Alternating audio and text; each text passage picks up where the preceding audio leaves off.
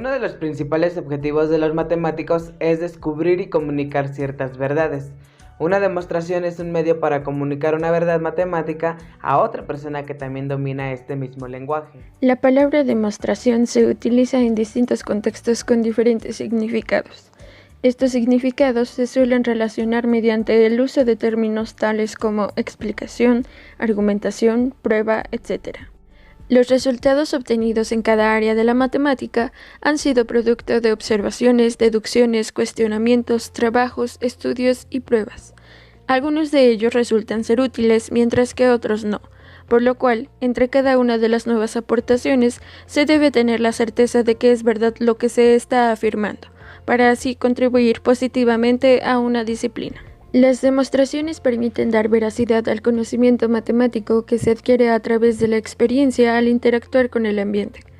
Saber si un resultado es veraz da oportunidad a otros para poder utilizarlos.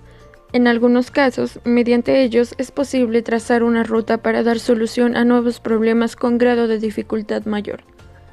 Es fundamental el trabajo que se lleva a cabo para realizar una demostración, al igual que la forma en cómo se transmite a los demás, pues esto resulta determinante para que el receptor comience a desarrollar la capacidad de razonar y comprender.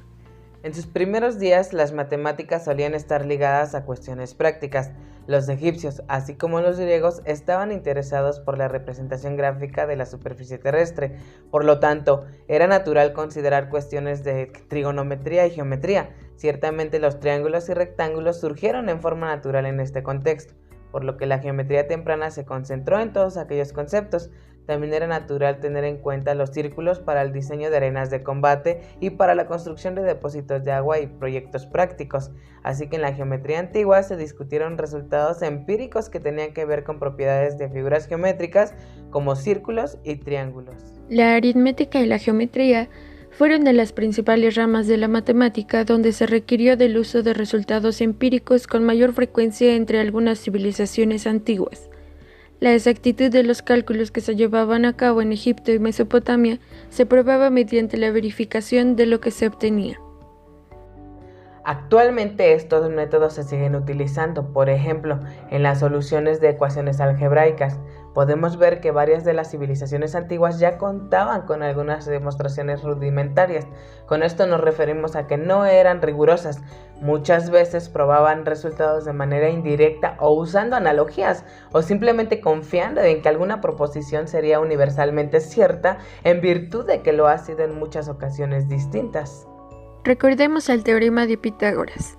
En un triángulo rectángulo, la suma de los cuadrados de los catetos es igual al cuadrado de la hipotenusa, es decir, c al cuadrado es igual a a al cuadrado más b al cuadrado. Un ejemplo sencillo para este caso es un triángulo de lados 3, 4 y 5. Se sustituyen los valores para verificar que se cumple el resultado.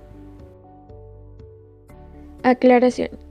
Todo teorema matemático comprende al menos una implicación, aunque en algunos casos no aparece explícitamente en el enunciado. Por ejemplo, el teorema todo múltiplo de 4 es par se puede enunciar como: para todo número, la propiedad de ser múltiplo de 4 implica la propiedad de ser par. Una de las estructuras lógicas más útiles a la hora de demostrar una afirmación es la implicación. Vamos a tener, si P implica Q, se dice que Q es una condición necesaria para que se verifique P y que P es una condición suficiente para que se verifique Q.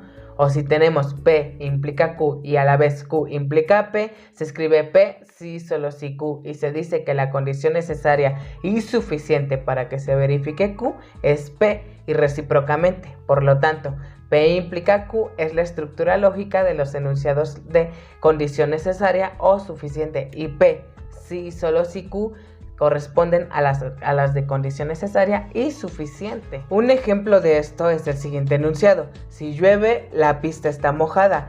Esto que una condición suficiente para que se moje la pista es que llueva, y si llueve necesariamente se moja la pista. Un ejemplo más matemático sería el siguiente enunciado: en cálculo, es condición necesaria y suficiente que para que una función derivable sea constante, que su derivada sea cero. Antes de mencionar algunos métodos de demostración que en nuestra experiencia como estudiantes de matemáticas hemos utilizado más, introduciremos algunos conceptos para tener un mejor contexto.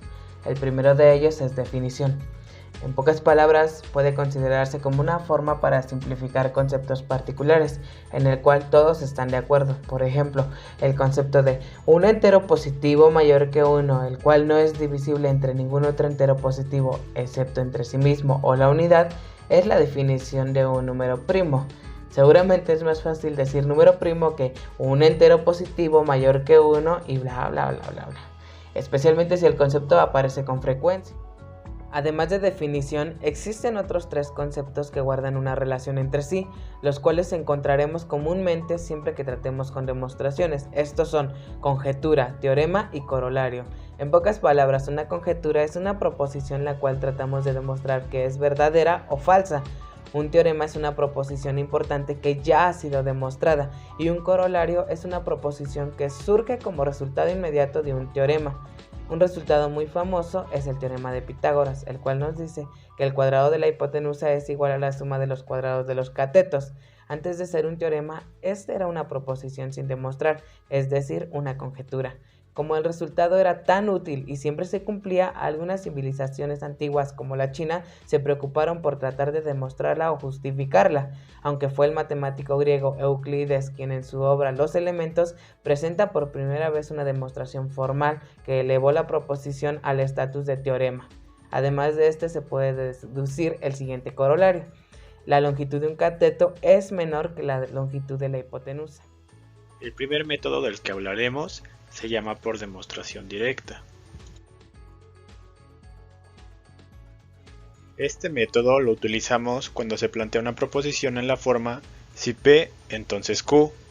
En el contexto matemático, de la verdad de la hipótesis se llega a la verdad de la conclusión, usando proposiciones cuyas certezas se conocen previamente.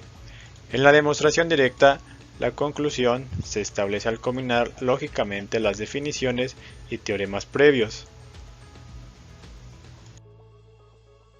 Por ejemplo, la demostración directa puede ser usada para establecer que la suma de dos enteros pares es siempre par. Consideremos dos enteros pares x y y. Como son pares, pueden ser escritos como x igual a 2a y y igual a 2b, con a y b números enteros. Entonces la suma de x con y será igual a 2 veces a más 2 veces b, y esta a su vez es igual a 2 veces la suma de a más b. Por lo tanto, la suma de x con y tiene factor de 2, y esto por definición quiere decir que es par. Entonces, la suma de dos enteros pares es siempre par. El siguiente se llama demostración por inducción. Este método es muy útil, sobre todo al probar fórmulas o propiedades de los números naturales. En términos simples, la inducción matemática consiste en el siguiente razonamiento.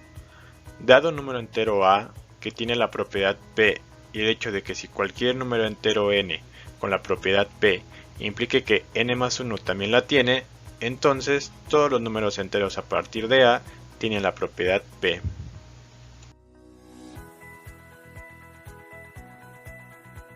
Pero, ¿por qué funciona? Podemos relacionar este poderoso método con la analogía de las piezas de dominó.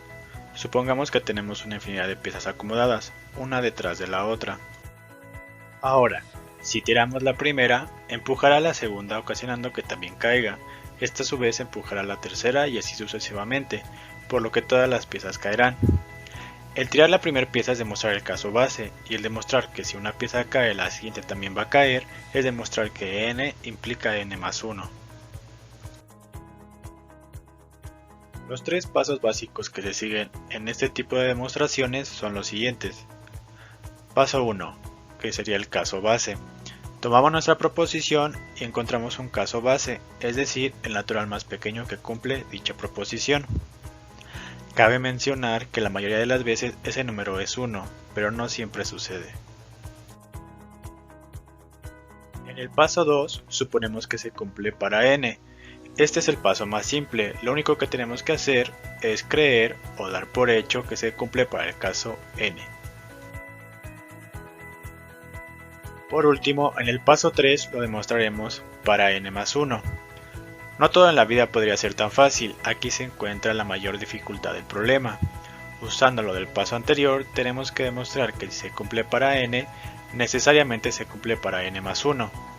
Luego, demostrado esto, concluimos por inducción que es cierto para todo natural. Ahora veamos algunas igualdades que se pueden probar utilizando este método. El primero de ellos tiene que ver con la suma de los primeros n números naturales. Para dicha suma tenemos una fórmula cerrada que es igual a n por n más 1 sobre 2. En el segundo tenemos que el producto de los primeros n números naturales siempre será mayor que 2 a la n. Y por último, pero no menos importante, tenemos el teorema del binomio, el cual nos ayuda a conocer cuáles serán los términos de desarrollar a más b a la n, en donde a y b son números reales y n es un número natural. Cabe mencionar que el término que aparece en la suma es el coeficiente binomial, y este es igual a n factorial sobre k factorial por n menos k factorial. Por último, tenemos el método de demostración por reducción al absurdo. Estas demostraciones pueden, en principio, causar un poco de confusión, debido a que nos ofrecen una mayor libertad que otras técnicas, como la demostración directa o por inducción. En dichas técnicas el formalismo queda perfectamente definido en términos de la hipótesis y la conclusión a la que queremos llegar. Ahora, esto no significa que la demostración por reducción al absurdo no tenga un formalismo bien definido, sino simplemente que es un formalismo más flexible, y debido a esa flexibilidad constituye uno de los métodos más poderosos de demostración. Para demostrar una proposición de la forma P implica Q, mediante la técnica por reducción al absurdo, es necesario poder construir una contradicción en el cuerpo de la demostración. Recordemos que una contradicción es una proposición que resulta siempre falsa, independientemente del valor de verdad de las proposiciones que la componen. Esta contradicción puede lograrse de varias formas. Enlistemos algunos ejemplos posibles. Un número que sea positivo y negativo a la vez, un número real que sea la raíz cuadrada de un número negativo, una matriz que sea invertible pero que tenga determinante nulo, o una función constante pero que no sea continua en algún punto. En lógica y fundamentos de las matemáticas, la noción de demostración está íntimamente ligada a las nociones de deducción y de sistema axiomático. Además, un enunciado aceptado como verdadero tiene una validez universal e intemporal, garantizada por la validez de las reglas lógicas usadas en su prueba. Finalmente, una propiedad del lenguaje de las matemáticas es su precisión. Una demostración propiamente presentada no deberá contener ambigüedades y no habrá duda de que es correcta. Desafortunadamente, muchas demostraciones que aparecen en libros de textos o artículos de revista no tienen la claridad necesaria, pues se omiten muchos pasos que pueden no ser vistos a simple vista. Dicho de otra manera, las demostraciones están presentadas adecuadamente para quienes ya conocen el lenguaje de las matemáticas.